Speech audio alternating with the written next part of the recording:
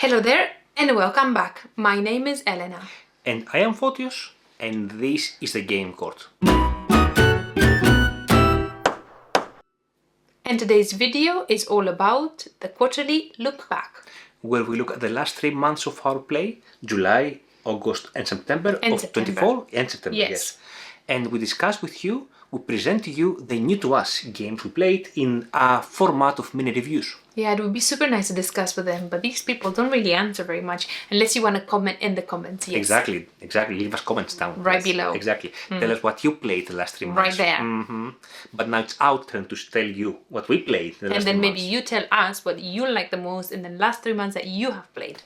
Down in the comments. Down in the comments. And the first game we played in the last 3 months is Silver and Gold, the Pyramids version. We did have Silver and Gold, the original one, where you have to complete cards using polyomino shapes. It's a flip and write game basically. And in the Pyramids one, you have to connect a path from the entrance of the pyramid to the treasure of the pyramid to complete the card. It's a very nice, simple game, follows the same path of Silver and Gold. I know, only that. You have gems in this one to give you points, so you can collect gems. But be aware, you can collect some skulls. That is like death kind of thing. So it gives you bad juju minus points and the whole lot, and which is not very nice. It's a collection of all of the cards, which is like the previous game. Yes. Very good, very good, very much recommended. And then we played Messina 1347, which is a game designed. A long time ago, right? I mean, we were not even born then. Just to clarify, the game was not designed in 1347. Wow, very fun. I'm good for my jokes. I'll remember that. Yes. All right then. Anyhow, Messina 1347, designed by Vladimir Suchi, and we're fans of this designer. So we kind of try whatever he's published, new and old. So we were super chuffed to play this game. This game takes place in Messina, and what you try to do is you try to save people that have either been around plague or plague is going on in Messina at that point. So you try to kind of save these people, heal them from the plague, and then they will work into your houses and into your buildings and whatever you have in there, like kind of your estate kind of thing. Exactly. Plague is there because you have boats coming into Messina with a lot of goods. So there's a lot of rats coming in with all these boats. And this is how the plague is spread in Messina. So you kind of try to, you cannot kill the rats. I don't know how, but you can kill the plague with fire. Yeah, exactly. And in this game, it's worker placement game, and you go around the different locations to perform different actions. And there's also a very nice gimmicky on your player board where you go around and you activate the people in a very nice way. I mean, if it's not gimmicky, then is it even worth it? Exactly. The next game we played is called Boreal, or Boreal. And it's a 2-player only game. So we're traveling to France. And every time we travel, we need to spot a board game store, and we need to buy a few small board games from there. And can I just add here that the Wii is the royal Wii, it's not the Wii, but is the Wii. But you know, it is what it is. Anyway, so we bought 3 games from France. One is Boreal. It was not yet available in the UK. Now it is. And anyway, we played a couple of times. It's a 2-player game. You build a pyramid with some sort of card drafting as well. Not much. So it has a board in the middle that does nothing. You just put the cards on in a straight line, which I don't know. Yeah, so not for us. Not for us, yes. And as we were traveling in France, I have something in my eye. And as we were traveling in France, we took an exit game with us.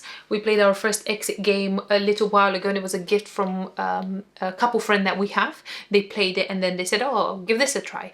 And we're not very good at deduction games. I mean, I'm not very good at it, but you know, the first exit really worked, so we said we're going to give it another try, and this one worked even more. And the game is called Exit the Abandoned Cabin. Yeah, if you maybe give it another try if you're not super into it. It really worked for us. And it's engaging for a few hours until you finish it, and then somebody else can play it afterwards.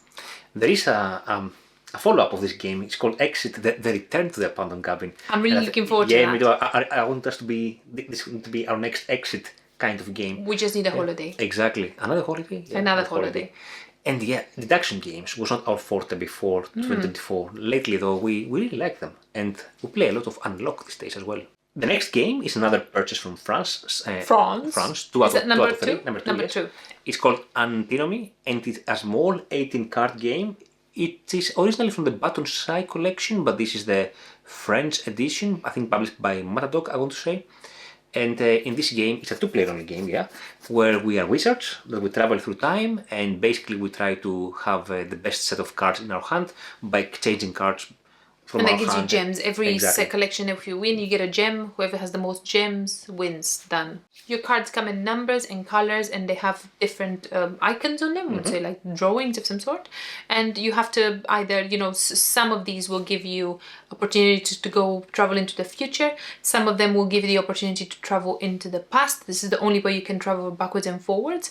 And at that point, you can exchange a card from your hand with a card from the tableau. That's where you travel to make a set collection in your hand of some sort. And then whenever you make the winning collection in your hand, then you get a gem. Easy peasy. Very nice. When our skippers are in the same position, then also a conflict happens as well. In the That's game. the one, yes, the conflict. Yes. And then, last but not least, our third purchase from France. Is gold.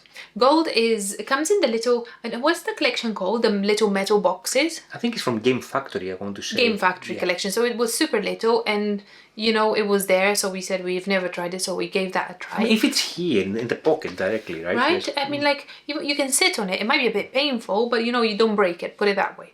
So Gold is a game designed by... By whom?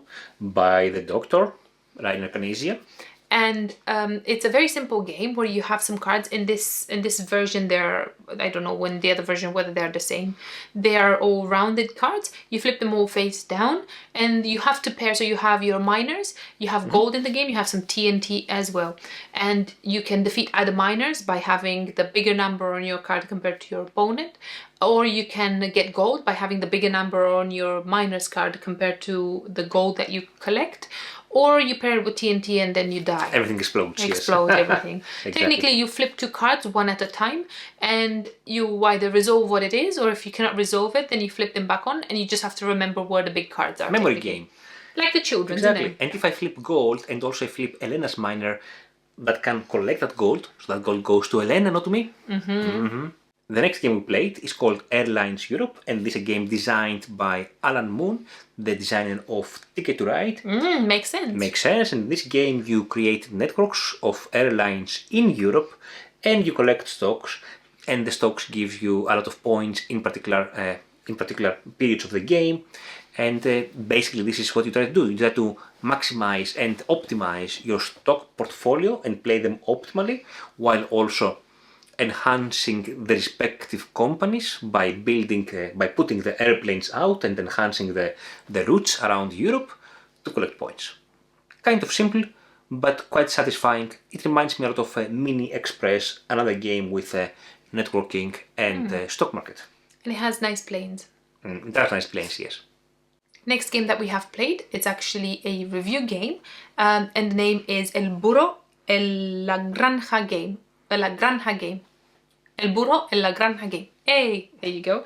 And this is a game designed by Michael Keller and Andreas Odendal, published by Spielworks. It's a ginormous box with a big chunky game inside, where you try to trade a lot of goods on your burro truck, which is a donkey truck. You truck it around. You do many things in that game because it's a big chunky game. If you want to know more about how the game is, there you go. Give that a click and you can find out more. Our review video, full review video for the game, yes indeed. Very nice chunky game, very satisfying, a lot of options around, a bit of sandboxy, a lot of things happen. A lot of decision space. We really decision-making enjoyed it. space. We really enjoyed it. And the next game we played was Marvel United, and this is a cooperative game where you are one of the Marvel United heroes, try to beat the villains. And you have in the main, we just got the core box of Marvel United. It has 7 heroes and 3 villains, and basically it's a simpler, lighter cooperative game. In your turn you play a card, and then you do whatever the card says, the icons on the card, plus the icons of the previous card that has been played by the previous player. The game technically says that you should place the cards that you play in a circle, so it's easy to read and it's easier to actually see what was played, which I feel that so far is very, very cool. It's a very nice aspect of the game. And it creates some sort of comic strip around the board. Correct. Exactly. Very so nice. you've got different locations to beat the villains or to beat the minions of the villains, to do some missions, to save some citizens. Exactly. Just like any other cooperative fighting superhero game. And at the game you want to beat the main villain. So every one of them has a bit of different conditions, how they move, what they do, but overall it's a cool game. I really enjoyed it for the complexity of it. Then we played a game that was not our game, but we gave it a try because the community is lovely. The game is called Floriferous. I don't know if I pronounced Floriferous. Ferrous is like iron.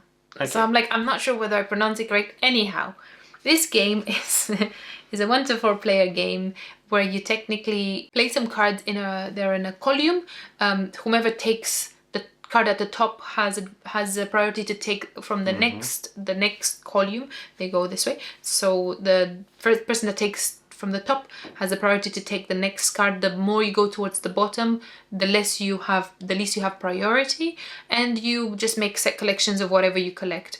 You can make some sort of orders. They have some orders over there. Some where you bouquets as well. Kind of like either arranged flowers or insects that you can find onto these cards as well. So this is how you kind of play the game. Yeah, it's a drafting game, and you can draft either a main card or you can draft a scoring card, which is usually on the bottom of the coin. That's why it's, you lose your turn, but you get some points. Yeah. Not much to Very that. simple. Yeah, I think we played it 2-3 times at once, and you kind of it's one of these games that you play it and you play it a few more, and then that's the whole game, and that's what it does. Exactly. And then a couple of small games, solo games arrived that I have backed on crowdfunding. It's both games are part of the solo game of the month series of Gabe Barrett. The first one was Handed Kobayashi Tower, and the other one was Dieson Cruseo. I've played both a few times now. I think I like Dieson Cruseo quite a lot. It's like a mini version of Robinson Crusoe, the bigger game of survival, which is also optimally played at 1. But I think the big one is 1 to 4. This Dieson Cruseo is strictly a solo game, and Elena also played a little bit with me at some point. It's also a bit of rolling the dice and assigning your dice to do some actions, and you have to survive different conditions, weather conditions, animals attacking you. You go around the map, and the more you go into the island, different animals are going to attack you, but also you have the opportunity to kill these animals for the leather or for the food, because you have to feed yourself every round. It's kind of a cool game. I really liked it. And it's all packed in little tape, what you call those VHS boxes, tapes. yes. And it all looks very nice, especially when you put them all together. You cannot even, it doesn't even look like a game. It looks more like old VHSs. The other game, Handed Kobayashi Tower, it's again a survival game where you try to basically go up on top of the tower to rescue your wife, right? So it's your wife's birthday and you carry the chocolates, and they have abducted your wife, so you go through the different rooms, kill different bad guys, and then you go to the top where is the boss, you have to defeat the boss. And you have different guns that you can pick up during, the rescue, or you can rescue also some good people as well. It's a nice game. I really enjoyed it. I want to go back to it to play a bit more. Next game that we have played on our list over here is called Zero Down. It's a game designed by Renecanesia. And it was published in 1998, but we have not played that particular game because we don't have that version. Instead, we were gifted this game called now Catastrophe, which is Catastrophe. You see the Catastrophe. Yeah, you see the bum over there. And technically, it's exactly the same game, only that they changed the theme to cats, and most of the cards have cats from behind, so you can see their little asses in there, and I think it's very cute because they will have cute bums and they will look very cute. So the game technically plays the same, where you swap cards from your hand until you make the perfect hand, and it's perfect spelled like a purr. Perfect hand, or you stop. You stop the game by knocking once, and the second knock, the game stops when you're happy with the hand you have. So now these games that you want to minimize the points you have in hand, and you can minimize your points by making collections of the same number or collections of the same color. And if you have five of, if the collection is 5, then basically it scores 0 points. Whereas let's say a collection of 3 5s, only 1 5 will score, so you get 5 negative points. It's a very cool game. Simple, fast to play. It plays 2 to 5. I really like that too as well. But also at 5 is very good. You exchange more cards, isn't Exactly. it? But then in a 2 you have bigger display. Equally though, by the time you actually exchange cards, somebody would have knocked the table, oh lord, and then you have like 20 million points in your hands. God. And next, we played yet again another game from The Doctor, running Tunisia, and this game is part of the series 4-1.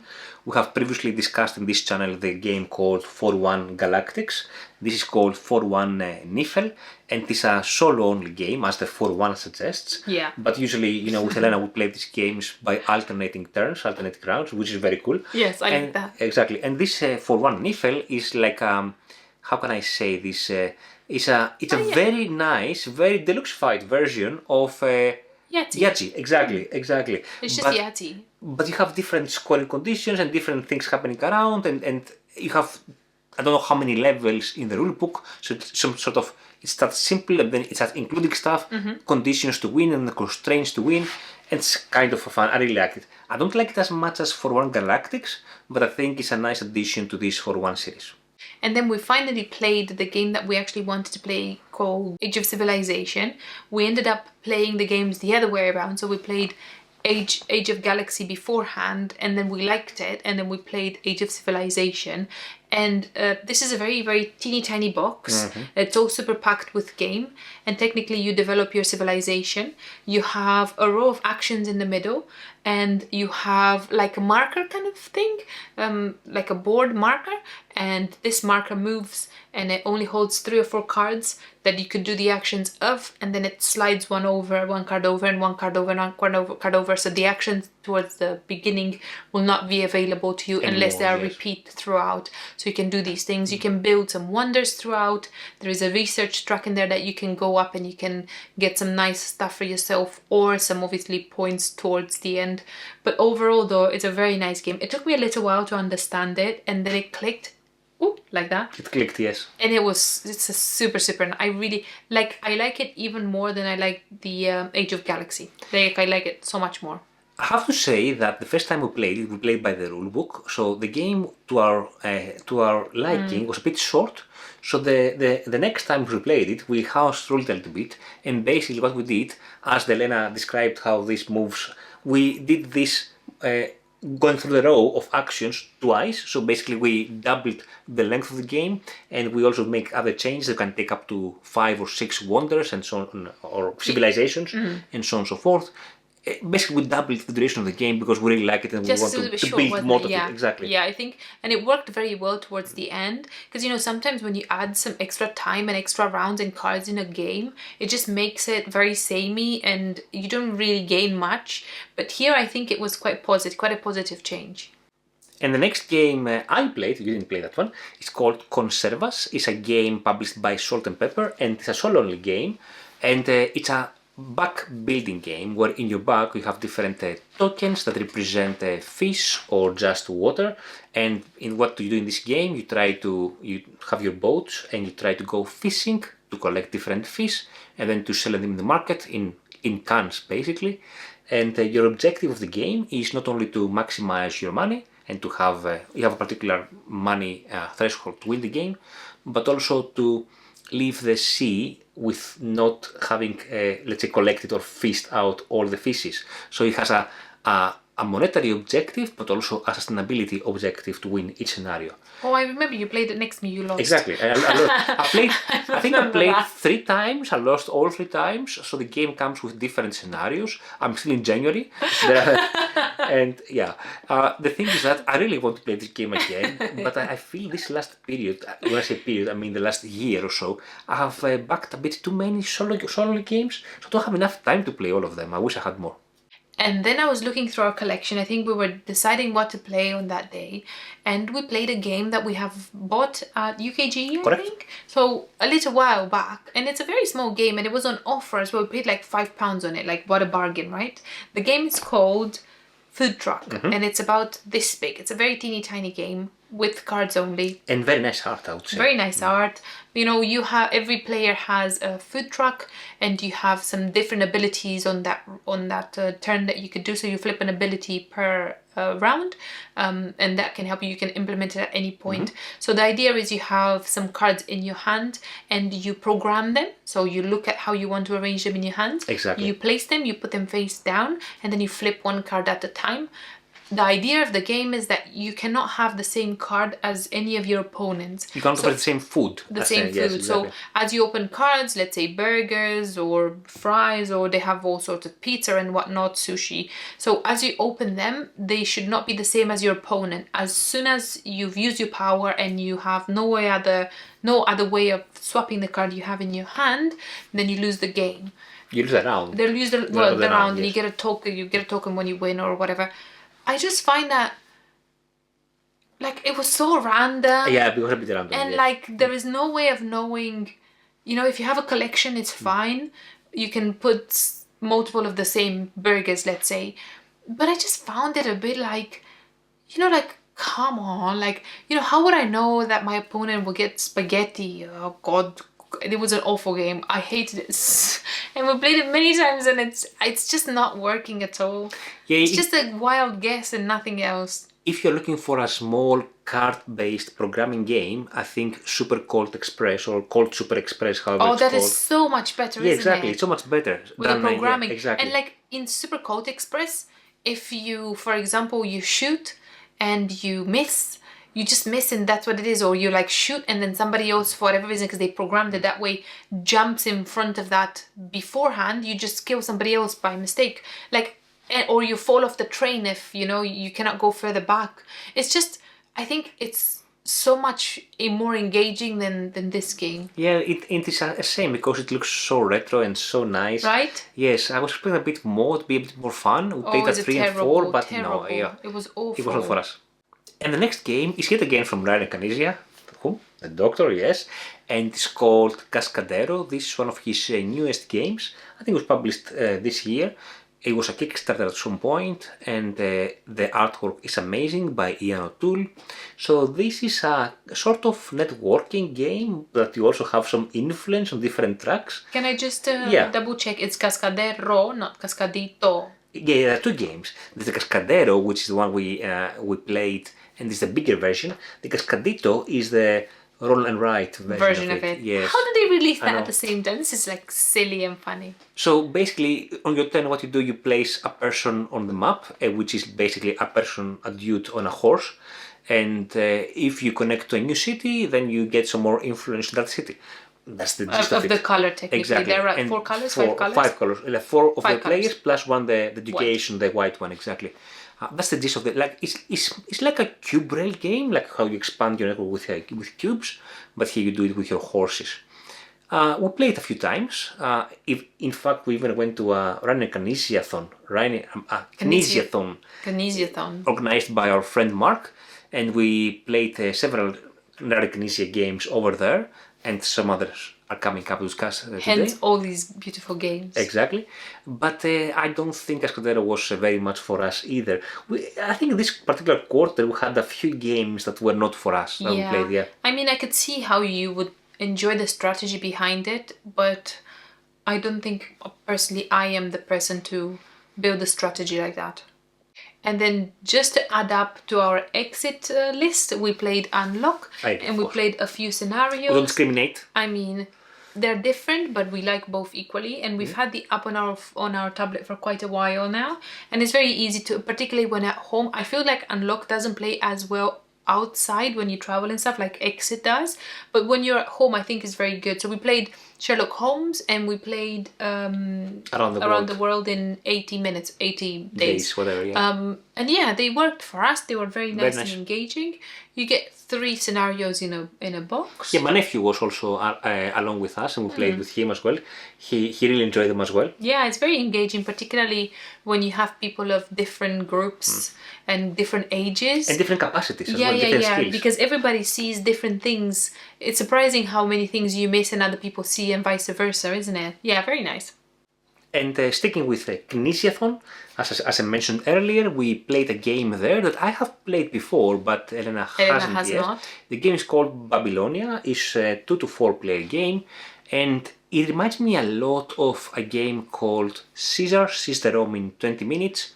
That is two player only game, that one. This one is 1 to 4 or 2 to 4, where in your turn what you do, you place some discs on the board in hexes, and if you surround, let's say, a city, or if you surround a pyramid, then you start scoring, and the person with the most points basically wins. And as you finish your turn, you always replenish to the discs you need to have, 5 or 7 if you have the special ability to have more discs.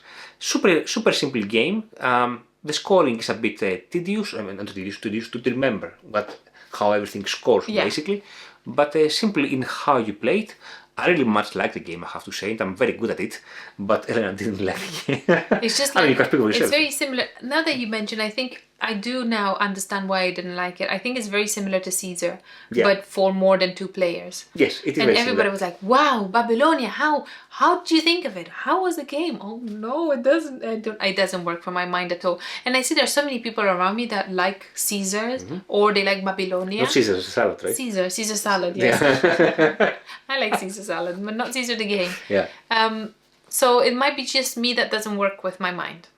And then finally, the day has come that Pampero has been delivered. About 1.5 years after. Christ alive. Maybe 2 years after. We could have just bought it from the convention, right? You know, there are other games that are still waiting for, like Unconscious Mind. Jesus Christ. Like, even if I like the game now, it's been so long we've been waiting for it. I don't even know what to say. Like, by the time we receive it, it's like 5 years old. Yes, I know. So what do you think about Pampero? Oh yeah, I got a bit upset about that. Right, so we get Pampero. Pampero is this absolutely humongous box. It's bigger than all the games we have apart from Gloomhaven, the big box. It's about double the box of, like, let's say, Weather Machine or Lisboa or, you know, the Vitalis of the games. It's just as big as it is in length and width. Width, yes. But in height and... in height and length. Yeah, in depth though. And in width. Depth. Anyway. Anyhow, it's fat. It's a fat box. It's double the size of what we've had so far. Absolutely ginormous. It comes with another box that has an expansion in. Luckily, they all fit in. In Pampero, you are trying to build windmills for the wind, so wind turbines for renewable energy. You are in Uruguay. You can do contracts for where you are. Or you can do contracts with like different things like solar and whatnot. Or you can do contracts with the outside neighbors, so that's Argentina and Brazil. So it gives you a different kind of perk. But technically you have a little excavator thing that goes around, prepares the ground for you. Doesn't lay track, but it does allow you to build like an electrical tower. And from there, if you have an electrical tower in that particular region, then you can build windmills that will give you the energy. And then you can also fulfill the contracts by putting out the transformers, assuming you have the tower to to cover your energy. And all these transformers come off your second board because you have 2 boards, and it comes off of your board, so you can replace the little spaces with some tokens that you get from different contracts. It sounds like a lot of babber from what I say, but the game is incredibly samey, and the game, it doesn't feel like it's a like, I think what we do is we compare the size of the box with the size of the game and the satisfaction of the game. the satisfaction, which was completely polar opposite. Yeah, I don't think necessarily the cost is our primary concern, in the sense that, you know, if we like the game, we're going to spend the money for it. But space is a concern, and as you said, the ratio of satisfaction and space is the biggest concern, I would say. Do we have a review for it? We do have a review for it, it's up here, yes. Okay, if you want to hear more about it, not just 2 minutes, then have a look over there. We mentioned earlier that we got from France a game called Gold, and it's a part of a teen series from Game Factory. We actually acquired a second game from this series. This Isn't is that called cute? Yes, it's called Claim. We said to ourselves, shall we give another chance to trick-taking games, because we're not the biggest fans of trick-taking games. So we went around the market. We said, okay, let's find a trick-taking game that is good for 2 players, or a 2-player only trick-taking game, and this is the Claim. And Claim is played over 2 rounds. In the first round, basically, you assemble your team by winning tricks. You want to assemble the better team possible. And the second round, you play out the tricks to basically gather as many people as possible to have majority over different families of people, should I say? Yeah. Yeah. Different colors. Yeah, I think still yet again, trick-taking mechanic is not for us. For some reason the game is still there, I can see it over here. I think it's only because it occupies the smallest space possible, the smallest. It looks very nice close to the gold anyway, but I don't think we feel just... that Oh, sorry, I interrupted. Sorry. I don't feel like we're going to play it anymore, to be honest, I don't know. I think we got a bit brave because we played the exit games with all this deduction and we were like, wow, this really works for us. Let's just try something else. And I think we kind of ventured a bit too far. I think that's what it was. You know, the only game that we have actually enjoyed trick-taking is a small solo game called For Northwood. That's how it worked, exactly. Yes. And we played that For Northwood separately, and we both enjoy the trick-taking there, but we don't really enjoy competitive trick-taking. I don't know. It just doesn't work. It doesn't work for us. The next game that we played is called La Batalla de Coronas, which is the Battle of the Crowns, technically. It's a review copy that was kindly sent to us to review. Thank you very much. And this is a 2-only player game. To play an only game. There you go. This doesn't sound correct. This doesn't sound correct. In which, obviously, you battle each other to become the next monarch. If you want to hear a bit more about it, we have a quick, cheeky review that you could click on right there. The next game we played again on the train, this time from Athens to Thessaloniki. It was a 5-hour train, so we had a lot of time available. So we got ourselves a one-off game, which is on the similar style of Unlock and Exit. This is the Guilty series, and this is the Guilty number 1, the Houston 2015. And this is an investigation game. You are a detective, so there's a dead lady in the prison, and you have to go there to check out what had happened and who killed her and what happened.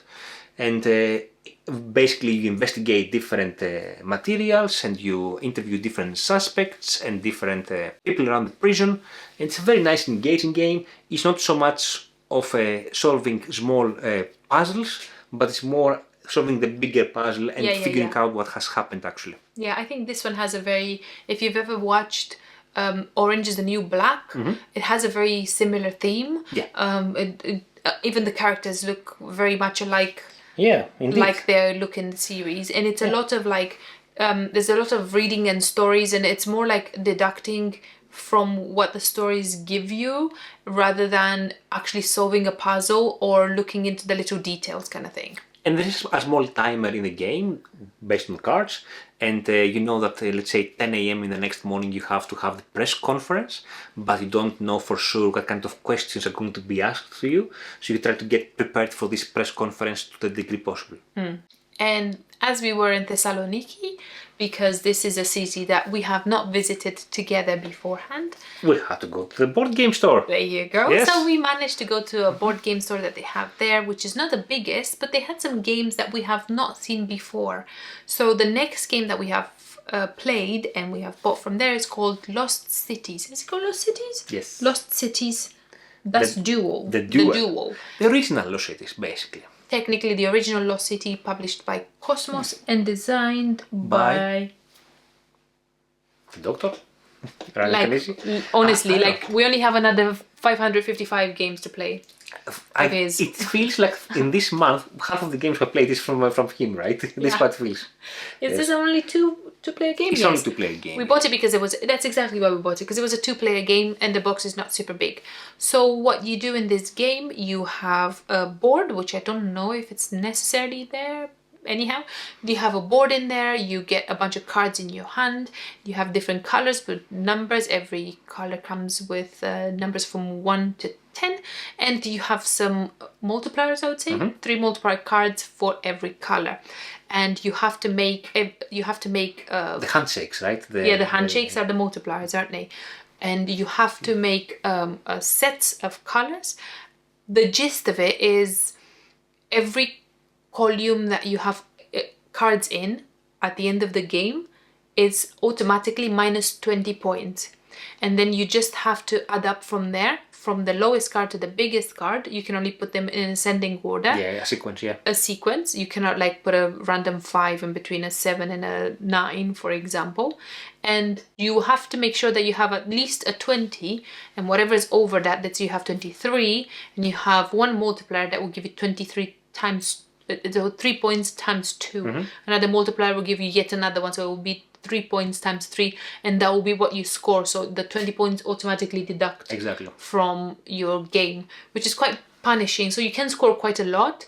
Plus, if you have 8 cards in one row, that will give you another 20 points at once, which is lovely, but it's very hard to do.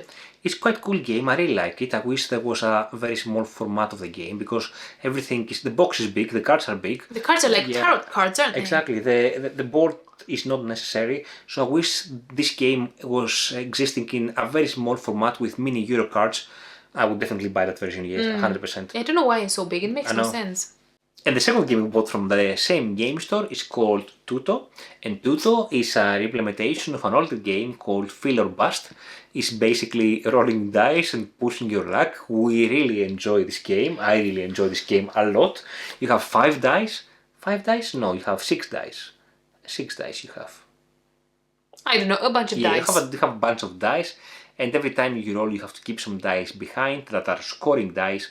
1 is scoring by itself, 5 is scoring by itself, but 2, 3, 4, and 6 must be a triplet to score. And then you have a card on your turn that can give you some bonus points, or it will change your game a little bit. So you have to do a straight instead of let's say collection of dice. Very nice game. Whoever gets 6,000 points first wins the game. I think he likes it very much because this is the first and the only game with rolling dice that I cannot win. Ever. I cannot win at this game to save my life. Said the dice chunker. We should sell it.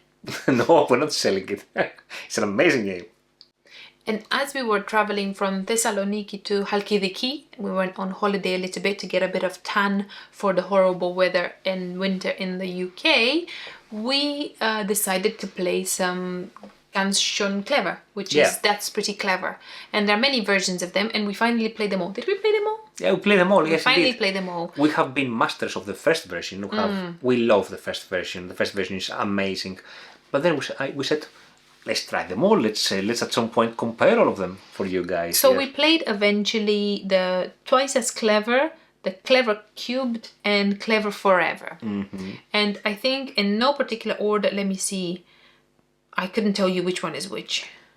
Well, I think the Clever Cubed is the most complex one, which I think I like the least, to be honest with you. I think our scoring is fairly similar. Yeah, apart from the other two. The Clever Forever, I think I like it the second. I think the original one for me is the best. The Clever Forever integrates stuff from everything else, basically, and it's kind of smart how it's done. Whereas the Clever, Twice as Clever, how it's called, I think it's a very decent version. I think Elena liked this version more. This is my favorite one. Then your first one is my second, and the third is the third. Exactly. But all of them are good, I would say. It is, and the only reason, can I just mention, that we played all these games together is when we travel, we tend to travel fairly light, is, I don't know how you found the version of the game that is designed, instead of having a purple dice and an orange dice and a pink dice and a brown dice and all the dice in the world, all the little realms inside are made for 5 dice of the same, like of the original game. The original game, so you can play with the same original dice all the other games, which I think is super nice. Yeah, if you go to BGG, in the files section of each game, you can find the redesigned version of the game that uses the same color dice, the blue, green, white, purple, yellow and orange. Yes, that's the 6 dice you need. So you can play with the same 6 dice all the games, and you can just print them off or you can buy them as well. You can buy them if you want to. They're all very nice. They're all doing different stuff. And yes. I think I would really like to play again all of them, because the more you play these kinds of games, the more you understand how they work. How the combinations work. And the next game we played, and say we played because actually we played, it's a solo game. I predominantly played it, but quite often you also pitched in, yes. a few rounds. And it's called Kingdom Legacy. It's an amazing solo game. Potentially, it's right now my favorite solo game as we speak. We have a separate review video up here for Kingdom Legacy, and this is a super duper game. You have to be ready to, psychologically ready to destroy cards, because it's a one and done basically. Not really one and done, because you create your kingdom and then you can start playing the expansions and enhance your kingdom. You get a lot of play. It's only £15 here in the UK, but you get several, maybe 6 to 8 hours of play, and if you add expansions, even more. It's such a super duper game where you rotate and flip cards to make your kingdom even better. You collect different resources to buy stuff, to create stuff, to kill bad guys. And it's very simple how it's played, but also very satisfying. You improve them, you put stickers on, you have some add-ons that you can add stickers. Them, yeah. You write on the cards, you have resources you can cross off, and you write with a pen because you don't want it to disappear and stuff like that. So from that perspective, it's really nice. Plus you have the option to play for a very little bit or for hours at once, right? So you can finish one round and you can stop, or you can play some more and play again, and it's just continuous, isn't it? It's continuous. It's a continuous game until the whole deck, you'd go through the whole deck, the whole campaign technically, right? In the very beginning your rounds are very short, but as the game progresses your rounds become longer and longer, maybe 10 or 15 minutes per round, maybe. But as Elena said, you can play one round and put it away, or you can play 6 rounds consecutively and then put it away. It's super good, super nice. It's very addictive, isn't it? You're like, oh, let's see what the next card does. Let's see what the next card does. And you always have the next card available for you to see. So technically you shouldn't go, but you might be going through the deck. But it's all in all, it's quite engaging. And every time you start a new expansion, you also do some purging. You purge some cards, and this is how you also slim your deck over time. And this is permanent slimming of the deck, so you destroy the cards, you rip them apart. It's super nice, super good, and again, as long as you're ready to, to destroy the game and create your own kingdom, this is how I see it. I don't see it as destroying the game, I see it as creating your own kingdom. This is most likely the smallest legacy game that you have ever bought in your life. And then we finally got to play Rolling Realms, the Redux version, so that's the new 12 realms that were released by Jamie Stagmeyer. Now, we have played Rolling Realms for so long now, and we've had those 9 the PNP realms. Version, yes. Or we printed them off, and then we used to just play those for so long. Now we have this game, which is super duper nice, and the production is very nice.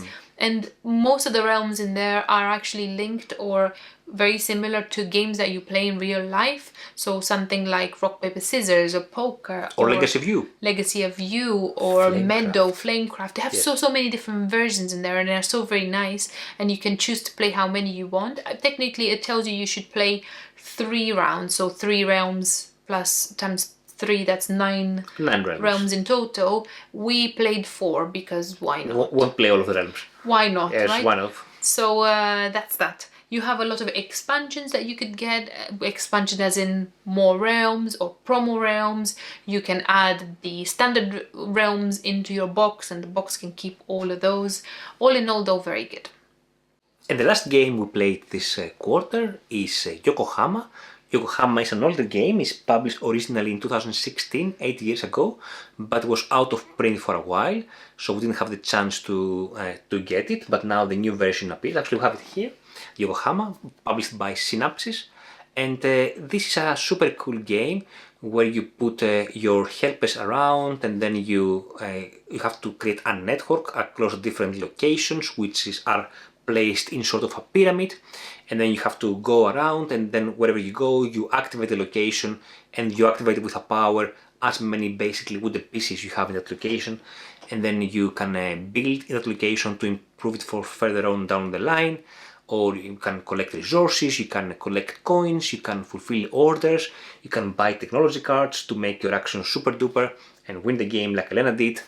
It's a very nice game. We really much enjoyed our play with it, and because we just bought it, we just played once. I would like to play it again soon, very soon. Yes. Yeah, very I soon. think it took me a little while to understand how the network actually works. So the people, the followers, the little helpers, because you have the big dude, yeah. daddy, and then you have the little ones, and so you can move your big person around only if you have people in those locations that you're actually going to cross. Correct. Plus, if you go through a location where your opponent is, you have to pay the money, so you have to be wise how you actually put your people around. And I think that's kind of the hardest bit to understand.